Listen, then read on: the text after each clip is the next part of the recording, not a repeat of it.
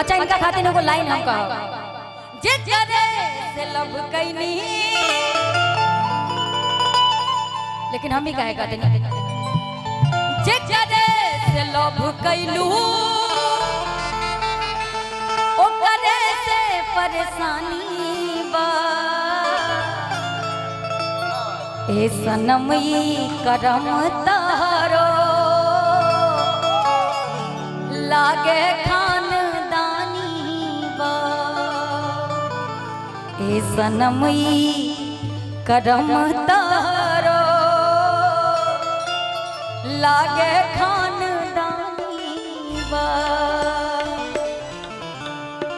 आज दूसरा के पीछे पागल बड़ू काहे दूसरा के पीछे लागल बड़ू कई के हमरा से प्यार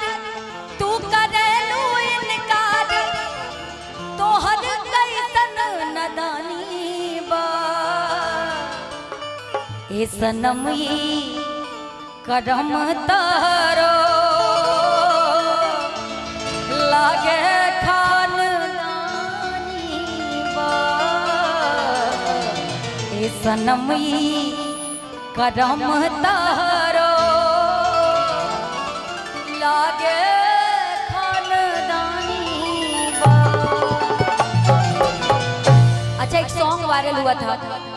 क्योंकि वो चीजें भी सुनानी बहुत जरूरी भैया। मेरे अंदर एक आदत है जो चीजें वायरल होती मैं उसको दोहराती नहीं हूँ, लेकिन पता नहीं आज मन कर रहा है गाने का। हो कुदरत ने सनम तुमको